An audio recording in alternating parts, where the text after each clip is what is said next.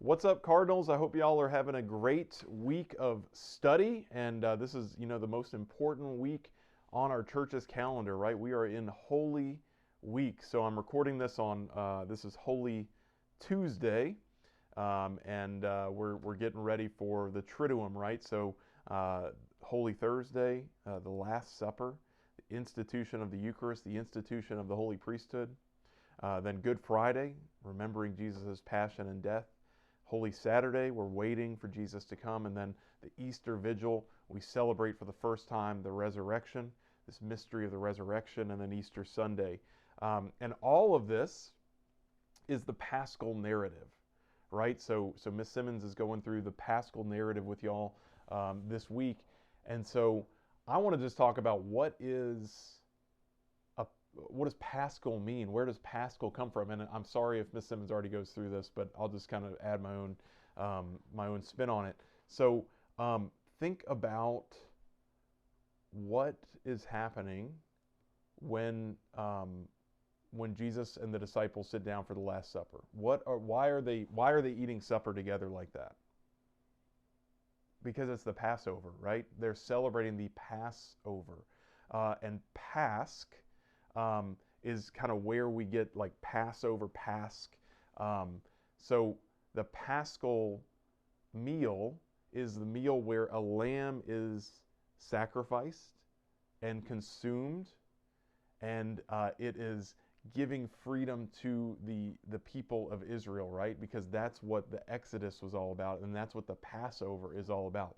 The people go, they sacrifice the lamb, and because the blood of the lamb is on the doorpost, the angel of death passes over the people, and then they can escape from slavery, right? But what do we do with this new Passover?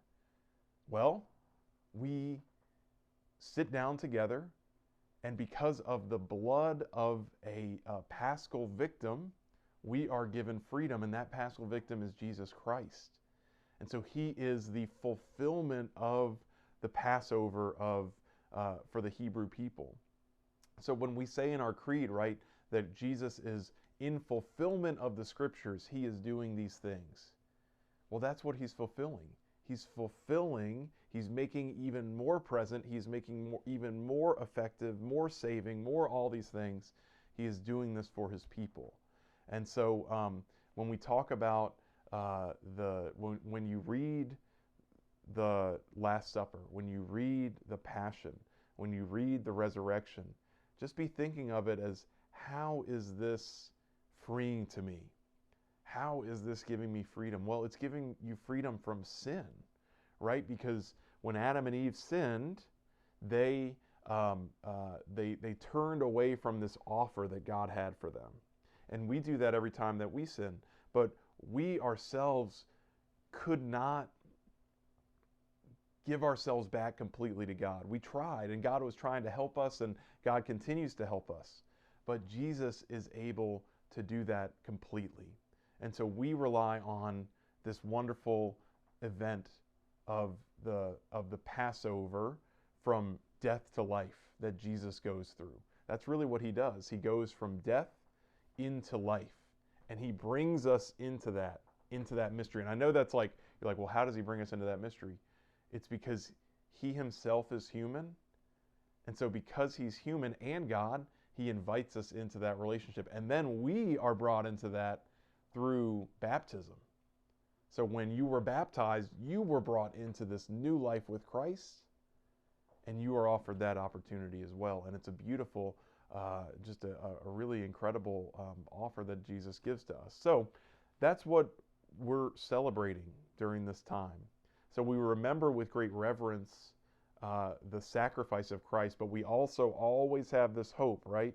We know that that's not the end. We know that he's going to rise from the dead, and that he offers us entrance into that life as well.